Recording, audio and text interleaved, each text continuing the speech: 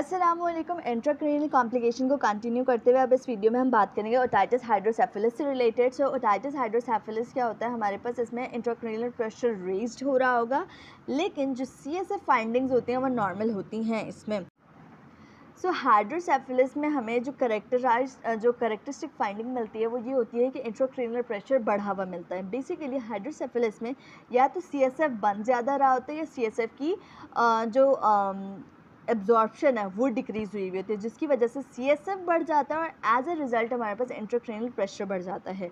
अब otitis media की as a complication जो है क्या होता है कि जो हमारे पास साइनसेस होते हैं, ड्यूरल वीनस साइनसेस प्रेजेंट होते हैं in the brain for the venous drainage, उनमें जो लेटरल साइनस है उसमें थ्रोम्बोसिस हो रही है। ये थ्रोम्बोसिस कहाँ से आ रही है? मिडल ईयर इन्फेक्शन से आ रही है।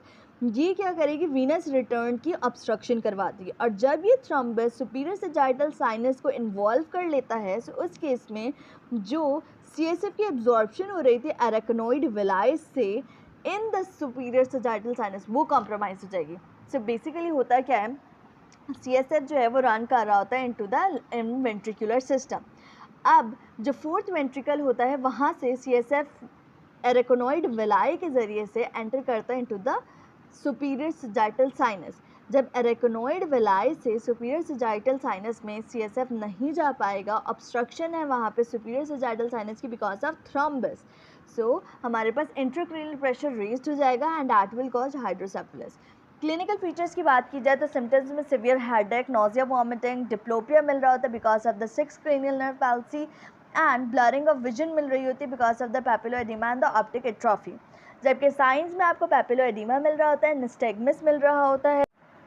निस्टैग्मस में आपको अप एंड डाउन भी मिल सकता है, हॉरिजॉन्टल वर्टिकल भी मिल सकता है।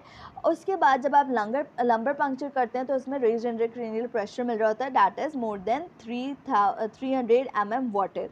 ट्रीटमेंट की बात की जाए, इसमें आप एंटीबायोटिक थेरेपी देते हैं to treat the middle ear infection, CSF pressure को रिड्यूस करने के लिए और ऑप्टिक एट्रोफी या ब्लाइंडनेस को प्रिवेंट करने के लिए आप कॉर्टिकोस्टेरॉइड थेरेपी देते हैं ताकि कॉम्प्लिकेशंस प्रिवेंट हो सकें, और मेस्टॉइड एक्सप्लोरेशन करते हैं to deal with the sinus thrombosis. So this is all about otitic hydrocephalus.